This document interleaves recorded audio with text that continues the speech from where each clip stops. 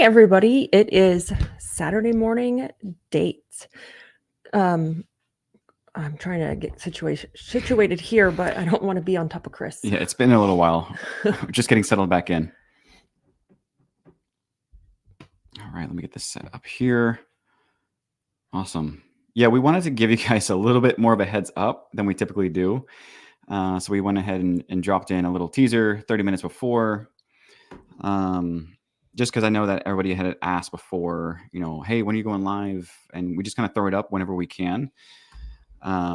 So just trying to be a little bit more intentional. And I think that was the takeaway from this. Just got back from a 2-month, you'd call it a vacation, but just I'd say like the summer adventures that we usually go on. So we just came back from that. And I think a big topic of the entire trip was really making things work in very tight spaces, but also having a lot of intention around things that we do. That's at least my takeaway. Yeah, so we just spent 2 months taking our kids around the United States. I'm not traveling with them. Well, I've taken them to Mexico, but I said it's too expensive. First, we're just traveling domestically. But we started from Florida. We drove to Oklahoma. We stayed there for a while with our family. We lived in a 23-foot RV for like 4 weeks, I think, which was fun at first, but got old really fast. And then we went to Dallas for a while. We hit up some basketball camps for Austin. We drove from Oklahoma to Texas, then back to Georgia. We have a house in Georgia. We went there for a little bit. And then we flew out of Atlanta to California. And we spent a week in California. So it was really fun to take our kids around and for them to see some of the things that I got to see when I was a child was kind of one of those things that you want, like a legacy you want to live, that you want to live now versus like waiting until we're old or we die and we retire. So it was a really great trip. Me and Chris did our couples quarterly retreat during that trip, which was also very transformational. Yeah. It was the first time that I had included Chris in a quarterly because I usually did him by myself. It was great to do these things. But we're happy to be back. We're happy to be home. Although there's supposed to be a hurricane this weekend or a tropical storm. Tropical storm, yeah. Tropical storm. But we wanted to bring our Saturday morning date mornings back. And today's 360. Sorry. I had it on my calendar. I think it's 365. No, I'm sorry. 366 is today. And so we just want to bring it back to you and just keep sharing to encourage others. Because I had posted yesterday, our job as leaders, entrepreneurs, visionaries, founders is to create better lives for our employees, yes, or for our customers, yes. But I think where we miss the mark is creating better lives for our family and our spouse and bringing our spouses with us. Because one of my biggest fears is that I will outgrow Chris. Mm-hmm. Because of the amount of money and time I spend in learning and in mastermind groups. And I want to hear for the business owners out there, is that a fear you have? Is that you're misaligned with your partner or your spouse? And your fear is that you're going to outgrow that spouse or that partner because you're like on this fast track to somewhere. We don't know where.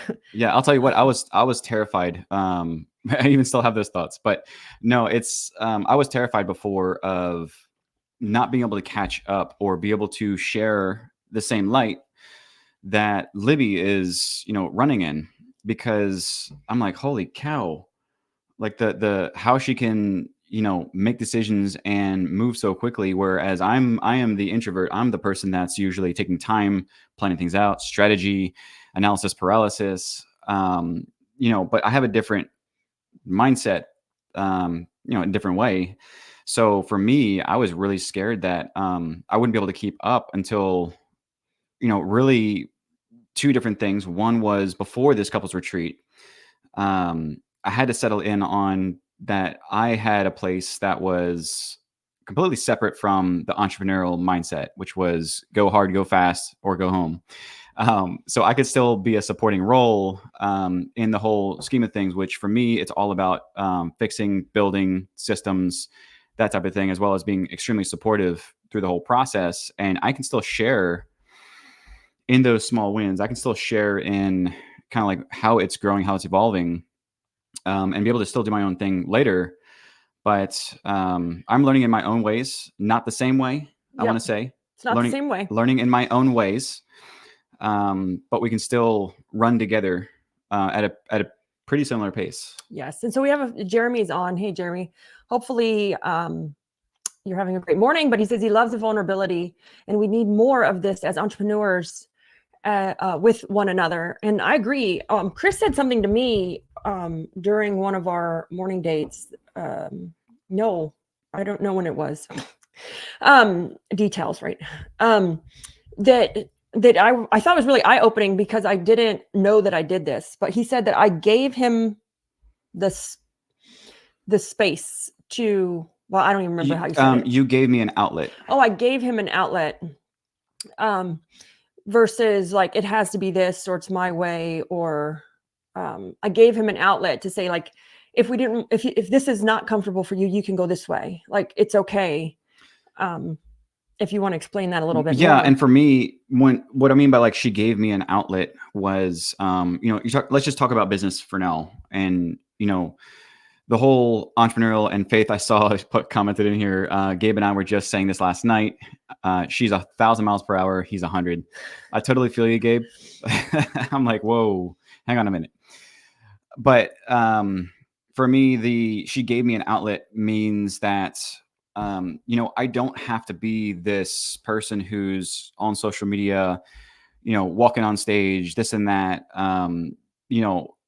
being that face, driving the companies, being that entrepreneur. But that outlet was that it's okay to be somebody who's in kind of a more passive role that's able to support in your own way, and being okay with that, because usually you hear, all this stuff from, coaches or whatever. It's like, you gotta be amazing. You gotta push, you gotta be that entrepreneur.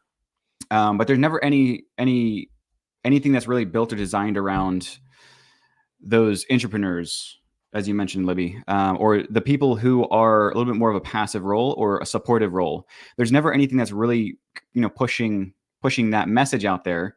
And to be able to hear Libby say that there is a place for you, you have an outlet, and this is what it looks like, honestly gave me hope, because before that, it was like, I don't know if I can do this whole read a million different books all about leadership and vision and becoming this extreme entrepreneur. I'm like, holy crap, I gotta soak it all in. But after we settled down and talked about it and it was real, I started to kind of shift what I was learning about, how I was learning about it. And I started to go a little bit faster down a different path that wasn't 100% entrepreneur. So for me, that was kind of the unlock that I needed. Yeah. And one is now I'm extremely comfortable with what role I play and who I am without having to be that entrepreneur. And I think this is becoming a really popular topic because so many, this is my OCD coming out. The unsymmetrical balance of our camera is tripping me out. I can't focus because there's more space on Chris's side than there is my side. Well, I was going to say that I'm actually center stage. I know you're center stage. I'm like, yeah. It's uneven. So I think this is a popular topic because so many of us are bringing a spouse into a business because our businesses are giving our families what we want, right? The freedom to work how I want, when I want, and where I want. And our spouses may be seeing this, or our partners may be seeing this because maybe their job doesn't give them that freedom, or I want to travel and he couldn't. And then when you bring a spouse into a business, it can be an absolutely beautiful and amazing thing, or it can just, I can't cuss on here, effing suck. And I hope I don't get taken down. It can suck. And I know this because I did it with my first relationship. It was horrible. It was absolutely agonizingly horrible. He pushed me hard, which was great. Like I would have never have gotten as far as I did, but he pushed me it came at a cost. Of my self-confidence and my self-worth and bringing it in the home and fighting about it over dinner. So believe me, I've seen that side of it and I lived it. And when we wanted to bring Chris into one of the businesses, I said, no, absolutely not. I'm not having that. I'm not doing that again. Which, by the way, hit me hard when we first started talking about that. Yeah. I'm like, no, I'm not. I've done it and it sucked. And it was so, it doesn't have to suck. It can be amazing. And right now I have Chris in the business. I have my mother in the business. I have my sister. I have my 26-year-old son in the business. So in various businesses, they're in different ones. But you can work with family, but you have to learn how to like bring them with you and give them outlets and figure out what are they good at? What do they want to do versus, I'm not saying creating a role for them. I'm saying putting them in the place that they shine. Like, where is their flame? How do they work in it? Chris wanted a certain role here. And I said, well, you can have it if you help me build the company to the level of where I need that role. Cause I didn't need the role. And he did, and he got the role. So I think this is a really popular topic because I see a ton of people bringing their spouse into their businesses, which is amazing and it's great. But again, it can suck. So for the one, I was going to say, for the one role that fits perfectly for that spouse, there's another 10 that don't. Yes. And I went through all 10 of those positions before we settled into what actually works, and I'm talking about for business and for a healthy marriage, because again, business is life. And so there is no off switch when it comes into personal life, which is why there's so much emphasis on building yourself personally to explode yourself professionally. Yes. And Jeremy just said something absolutely amazing. And this is right. It's usually ego. So like, you have to, if you're the owner, you're the entrepreneur, you're used to being in charge. It's all about you. There's so much about an ego, Jeremy. We could do a whole topic on ego, like no ego, amigo. You got to check your ego at the door. Yeah. Let me check my ego yesterday. I did. I checked his ego yesterday and he didn't like it, but I was kind of like, slow down. Like, you're doing really good. Don't get ahead of yourself yet. Because we were talking about something and it's not his thing he's great at. And, I'm just like, slow down, give it a little bit more time, like keep doing what you're doing. But bringing your spouse into your business, ego checks you too. No ego, amigo. No ego, amigo. You as the owner have to check your ego because you're going to be working with a spouse who is going to feel somewhat more. I'm going to say this and you're going to all get pissed off at me. When you bring your spouse in, that spouse feels more entitled than a regular employee. And they do because they're your spouse. But that's going to affect the way you feel and you manage, and it might piss you off a little bit. Because Jerry said, usually in my experience, when I feel threatened by someone else's perspective or learning, it's usually my ego that I see that blinds me from seeing. I have a couple things to say about that.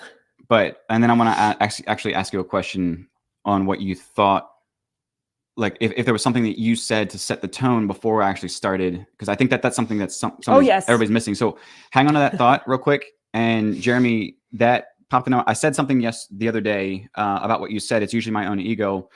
I actually said it inside of the business. We had a company-wide training meeting. And I always talk through myself and, cognitive psychology, but it's the concept that anger comes from frustration and frustration comes from a lack of understanding. And so really when it gets down to it, once you have that feeling or that moment of feeling triggered about what somebody else says, put the brakes on, take a step back and figure out, okay, I know I'm frustrated and there's probably something underneath of it that I don't quite understand. So figure out what that is before you go ahead and react. I've tried to do this like as much as possible, sometimes too much because I think too slow, and that's another problem. Yeah. But that's really kind of what it boils down to is, what the heck is it that you don't understand, and what's getting you upset, what's getting you aggravated? And most of the time it's something that we can fix in ourselves, either by letting go or by understanding or learning something new that maybe we maybe don't know everything. Mm-hmm. Oh, we don't know everything. even though we think we do, we don't. So Chris had said, going back to my conversation of when you bring a spouse into a business, they automatically feel more entitled than if you were just to hire an employee.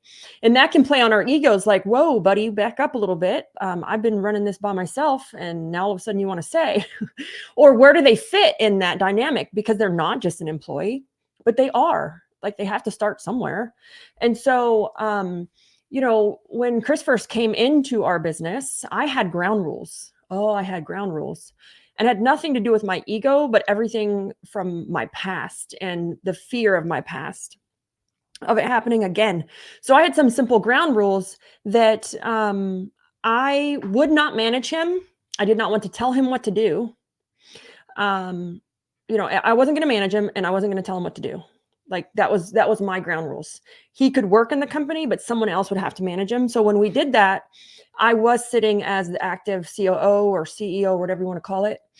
Everyone calls it something different. I was managing Woot Recruit, which is one of our companies. And when that happened, I actually stepped down as manager, and I went over and sat in the marketing bucket and played over in marketing. And we put one of my partners in as head of the company so that I didn't have to tell Chris to do. I didn't have to manage Chris. I didn't have to hold him accountable.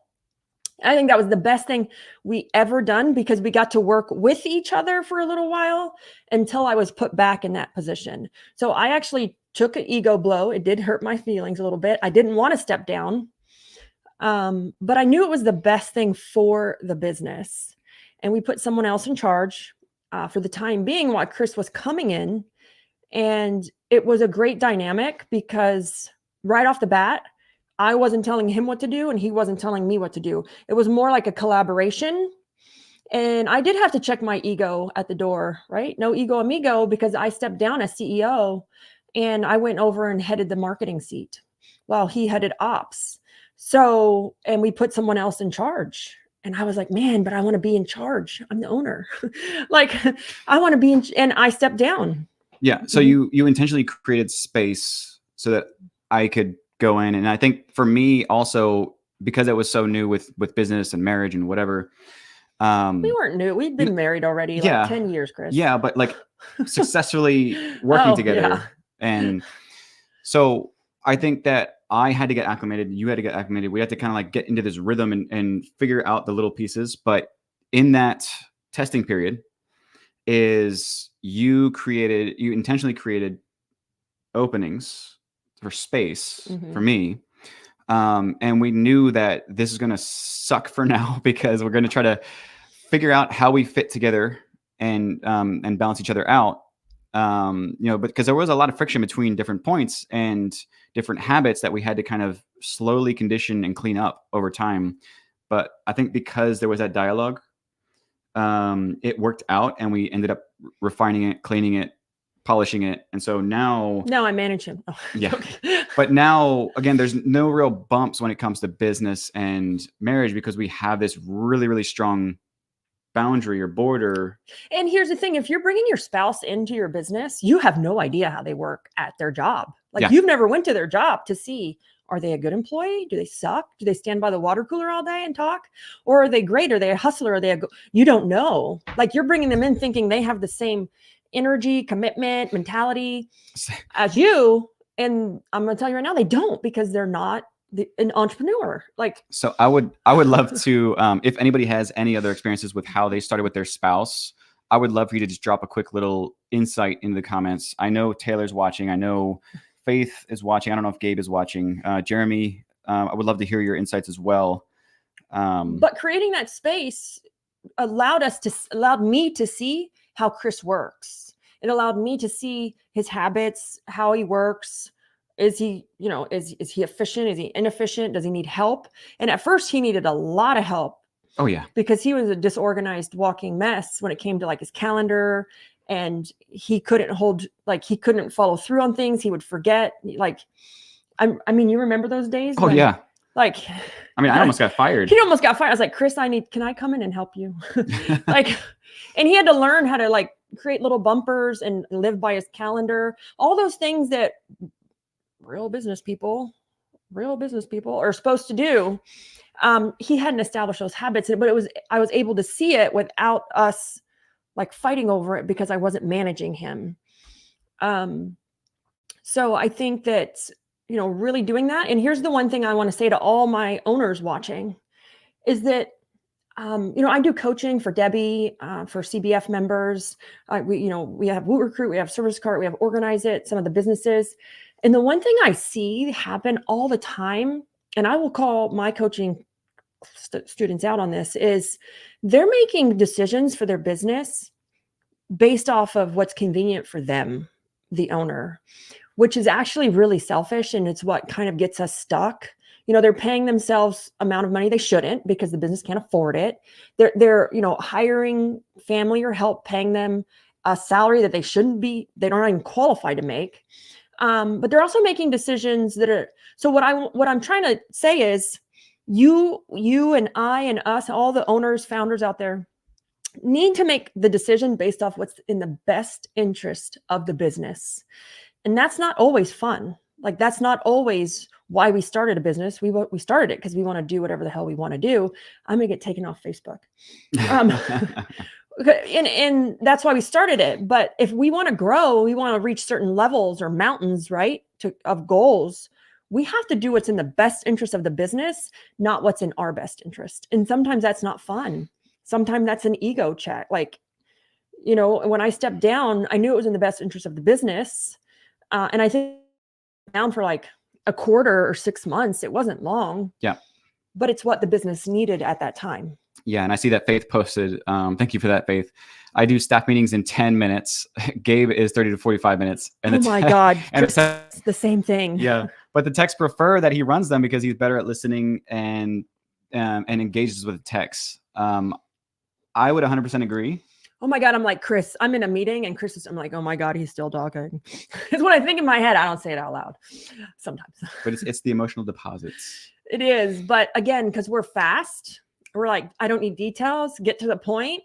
Where Chris is a better listener. He does explain things in detail, which is what our employees need sometimes, depending on, how they're being engaged and what they're engaging in. Yeah. So Gabe, you're not wrong. No. But for me to sit in that meeting, it's like agonizing. And I also like start to get distracted. I don't know if you do that, Faith. I'll start playing on my phone or like looking at my email or like checking something else. But, this is a great topic. And I would love to hear more on like, what are your guys' biggest struggles? And this isn't just bringing your spouse in.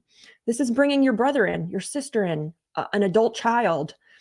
This dynamic that we have created is what you need to look at when you want to bring anyone in your family into your business. And by no means did this happen overnight. We've been traveling and we've had a ton of people come up to us and say, oh my God, like, how did you get Chris? They would come up to me. How did you get Chris to do these things? Like, how did you get Chris? Like, he looks great. Like, he's so confident and he's like working out, he's eating. Like, how did you get him to come with you? And my answer to that is I didn't make him do any of it. I learned this years ago back with organizing.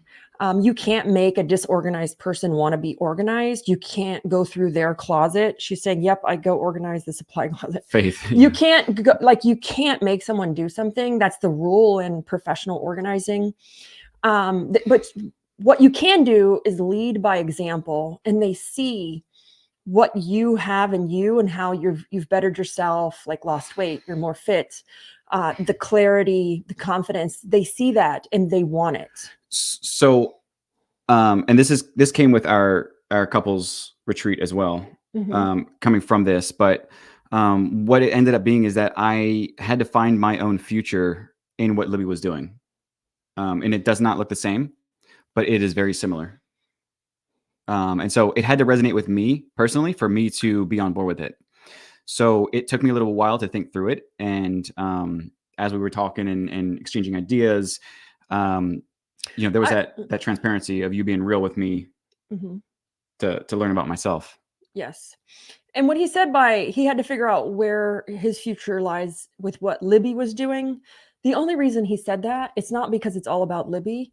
It's because it's all about the companies Like it's he wants to grow the company and work in the company. It's not necessarily Libby.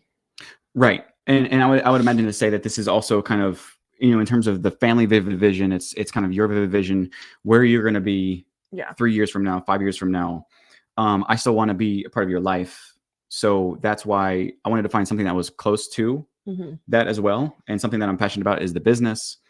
But I was just trying to find similarities to what I actually want to do. Not that I'm changing what I want to do, but find the similarities in that so that I can still feel 100% on board with where you're going. Yeah. And, Faith said something the other day to us about, when she brought her husband into her business, she asked him, what do you want to do? Like, what do you want from your job? And, people don't get that at a job. Like, what seat would you like to sit in? What are you good at? What do you want to do? And not that they're going to do that, but at least you're going to get some perspective. And that's what we did with Chris. What do you want to do? And he wanted to sit in the CTO role. But at the time, we weren't large enough to need a CTO. And, it's one of those, what do you want to do will give you some great perspective if they have a future in the company, or if it's temporary, or, is this role that they're sitting in not going to fit them at all? And if it doesn't, how exhausted are they going to get during it?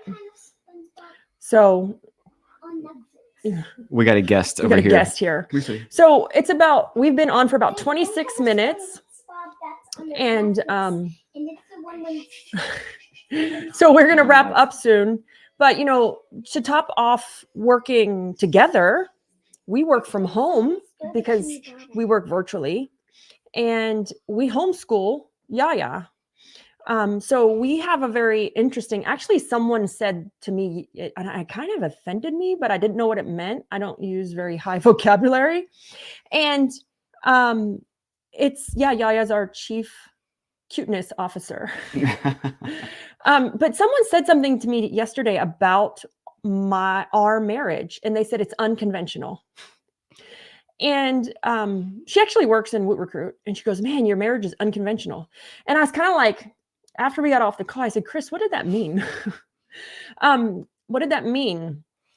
And I think, maybe in the past it was unconventional, but I think right now it is actually the norm. I see so many people here where their spouses are now working in the business, and how does that work?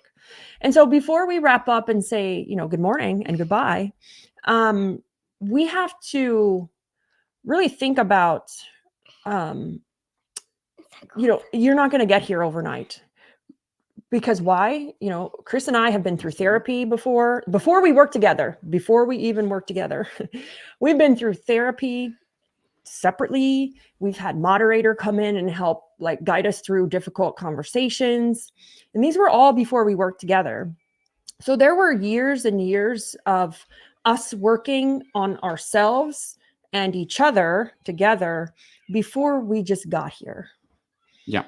So it takes a lot of work and effort, but it's worth it at the end of the day. Like, if your business can give you the freedom, not just to you, but to your spouse and to your children, right? To homeschool Yaya, we just drug her all over the world. It's absolutely amazing. And it is worth the time and effort to invest in yourselves and in your relationship, and then in your family. That's the order I go in. Me first, then us, then our kids. Kids come last. Yeah. And some people have that completely flipped. Yeah. Like helicopter moms. I see moms that just completely ignore their husbands, ignore certain things, and it's all about their children. And I'm like, no, my children grow up and leave one day. I love them, but hopefully I die with Chris. So, you have to think about how this dynamic and how it works. But it will never work until you both get clear. Well, actually, first you have to get clear with you. And get real. I'd love to guide you guys through self-sabotaging exercise. We did it with our WootRecruit staff. After they got done, they said, one of them signed up for therapy. Another one said she never saw this kind of insight before in herself. It was really amazing. But, you have to get real with yourself before you can even have a great relationship, or before you can even understand your children.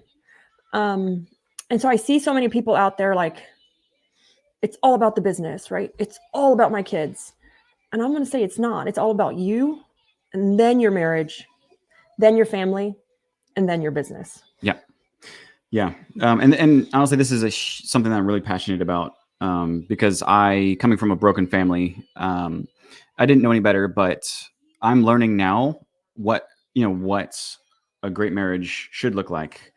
And hearing it from so many people is honestly been really rewarding to me. I'm usually like very even keel and I don't really show my excitement, but He doesn't smile. yeah, Hardly but ever. it's been extremely rewarding to have people come up to me and say, I really value what you guys are doing, really appreciate what you're sharing and the open transparency. And so this is why I personally want to, in the background with the tablet.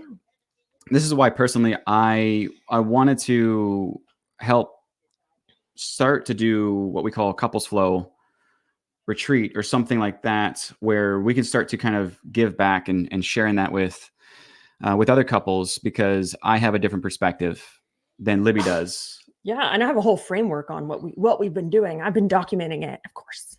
But it's again, it's absolutely amazing to achieve and get there. And yes, sometimes we still sometimes we disagree about something. Like sometimes but at the end of the day, we have so much clarity because we've documented like our values, his values, mine.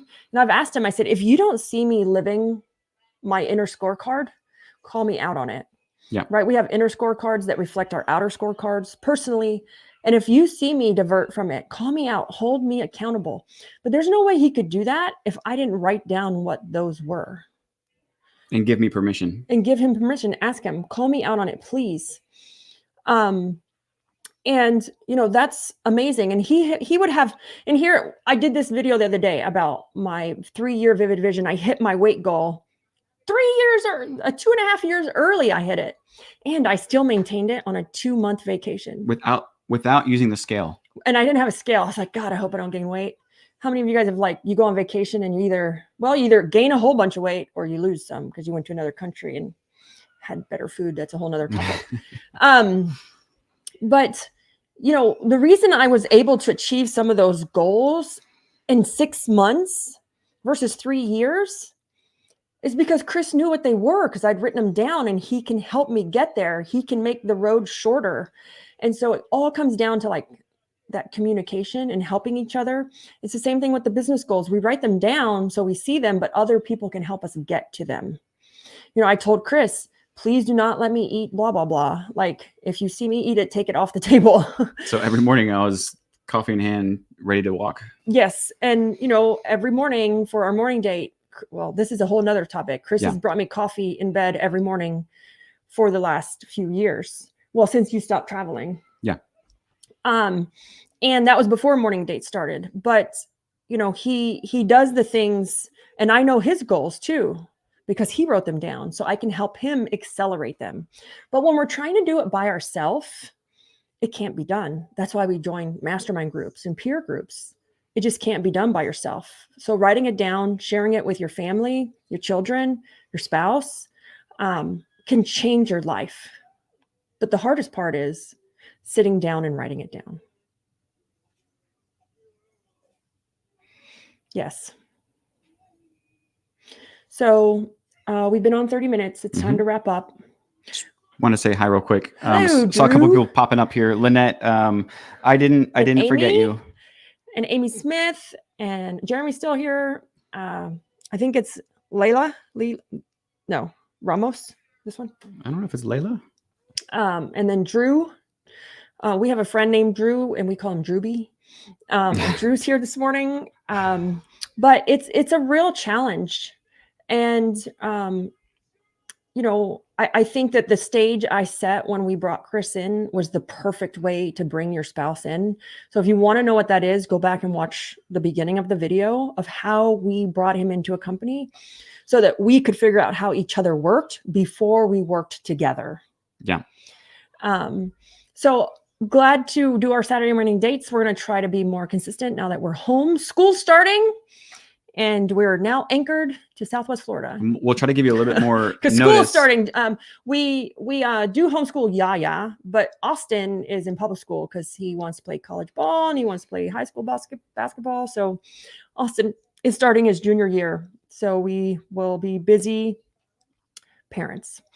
And Joanne is here this morning. Good morning, Joanne. I think she was here early. Yeah. I hope you stay safe too. Stay safe too, because it's either supposed to hit us or you. The tropical storms. It's like between us. I'm so happy I moved my office inland. We downsized our office because it's giant and everybody works remote just about. But we also moved it inland to try to help us. If the listeners don't know, I'm in Southwest Florida. It's hurricane season. I told Chris last night, I'm like, oh my God, I can't do another one. I can't do these warnings. It's just like I can feel the anxiety, like, ugh. But we'll go ahead and sign off. Any last words, Chris, before? Oh, it looks like our area now. It changed overnight. Oh, of course it did. I mean, last words really, I think the overall message is just be real. I think that's the one thing that's kept us going, is being real with each other and not festering. No, poor Chris. Chris has had to learn to live with me, because I will say to him, I'm going to say this, and please don't get mad at me. Like that's the phrase, you know, like the whole, like, with all due respect, and then you can say whatever you want. I say this, I'm going to say, Chris, I'm going to say this, and please don't get mad at me. You probably please say that don't take this personal. At least once or twice a day still. Yeah. And it's kind of like that. He's probably like, oh God, it's coming. Like, what is she going to say? But I cannot not hold it in. I cannot not be open. A lot of you guys are like, oh, I love your vulnerability, your openness. If you hang around me at all, that was one of my affirmations from my ex relationship, was I never want to be lied to, open and honest. And that's the way I've always been, but it wasn't done to me. So when that affirmation of, you know, when I was kicked out on my butt, I just wanted to be open and honest, and I wanted all the people around me to be open and honest. And that's one of the things we probably fight about the most. Yeah. Is that I'm open and honest, and I've always been. So if you know me, you know that this is always the way I've been. It's not an act. It's not anything. It's just, I love to share, and sometimes people don't want my thoughts, and I try not to, you know, the whole don't say nothing. If you don't have anything nice to say, don't say anything at all. But then that's why I say, I'm going to say something, and please don't get mad at me. Yeah. Faith is like what she says to Gabe. Gabe, can I ask something? If he says yes, that's consent. Yeah. So I don't care if he Faith, I don't care if he wants my opinion. I have to get it out of me, because it makes me feel like, oh, like I'm not holding anything in. And so I just have to say it. It's kind of like saying it, you put it out into the world. And so now I feel better. And so the littlest, like, I just say everything. And it took a long time for, yeah. Unsolicited advice. Yeah. It took a long time for me and Chris to learn how I operated. And this was before he even worked with us. That's why we had to go through therapy. It just took a long time, but it's been a great adventure. Where our kids are learning the same thing. Like my 16-year-old, my 26-year-old is learning the same thing as well. Like, he calls me now for advice because he knows his mom's going to give him honest advice and not her opinion, not an emotional statement or a biased opinion. She's going to give you an open and honest experience share. And you know who I have to kind of thank for this? It's a recent thanks. Mm-hmm. Is my EO forum. My EO. So I'm in Entrepreneurs Organization, and it's a business group of business owners. It's global. It's all over the world. It's more about building up yourself personally. And EO taught me experience share. Like, you're not allowed to give advice. You're not allowed to tell somebody something you read in a book. The only thing you can give to your fellow peers in the group is an experience share. So it really taught me to shut my mouth, Libby, if you don't know what you're talking about or you read it in a book, and just only talk about actual experience versus, Chris, you should do this. You should do that. Yeah. Like, why aren't you doing this? Versus sharing my experience. And that was really trust. Like, I've been in EO now 2 years.